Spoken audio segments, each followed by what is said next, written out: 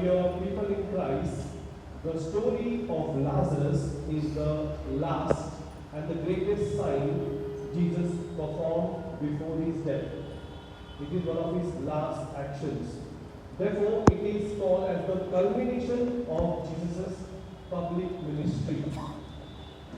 The longest single narrative has 45 verses altogether, not only in John but also in other Gospels, synoptics.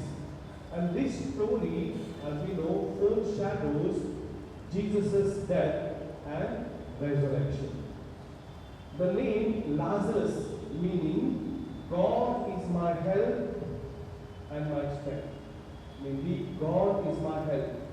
It expresses confidence, trust in God's power and goodness, which will be revealed through Jesus. And every time he makes us aware.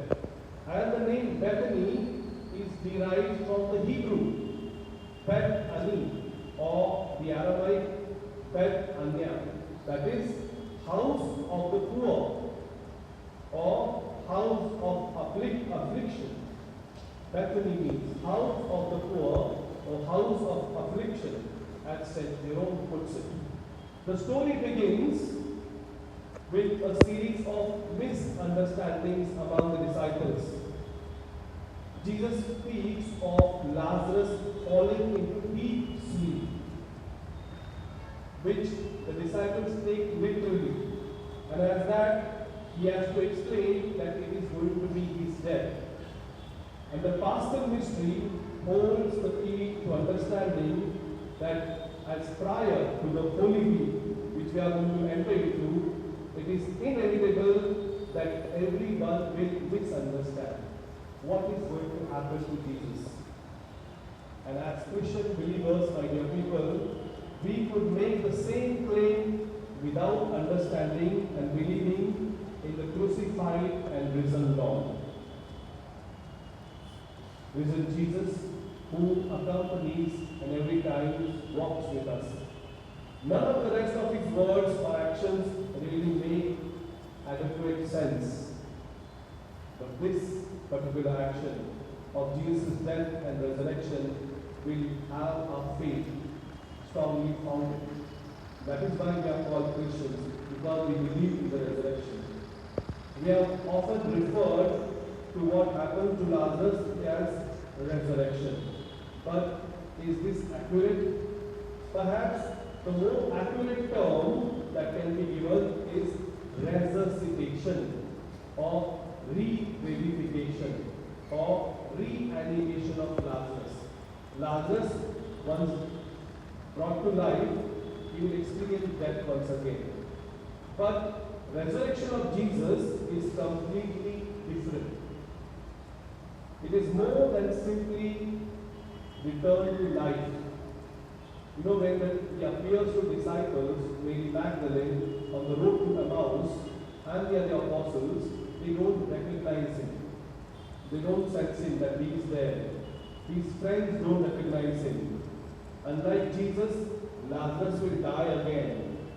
Resurrection is very particular category which no one except Jesus will experience before the end of time. Another very important phrase, one shortest sentence in the Bible which comes here is Jesus wept. Jesus is perturbed and he weeps. You can see his emotions. Like any other human being, Jesus also felt there was sorrow. When we lose our loved ones, beloved ones, there is sorrow, deep sadness that we experience. In his emotions and tears, we see the expression of his friendship that he felt towards these both sisters and Lazarus. Jesus was filled with a feeling common to all humans. All of us experience when something terrible happens in our lives, tears come. We weep, and Jesus identifies with us. Jesus' command given to Lazarus, Lazarus come out, signifies that it is associated with conversion and discipleship. So it is understood in two ways. One way it can mean that literally come out of the tomb, And secondly, it at spiritual level of leaving the darkness of death and sin behind and embracing the light of Jesus. Following Jesus, giving up everything for the mission which He entrusts to us. It is therefore absolutely in keeping with the theme of conversion and returning to the Lord by your people in Christ that we have this reading of today. That it is never too late. In our brokenness, in our nothingness also, as the first reading tells, God pours His Spirit. God breathes His Spirit like He breathed in those skeleton. And now, as He restores life back to Lazarus, He restores us also. Let us take this chance of Lenten season to restore life back to us and ask the Lord so that He may truly bless us and restore our life once again. Let us close our eyes for a moment and become aware of that brokenness, that area of darkness within us, which may be needing healing, which may be needing God's Spirit pouring into us. And we ask the Lord so that He will breathe life into us once again.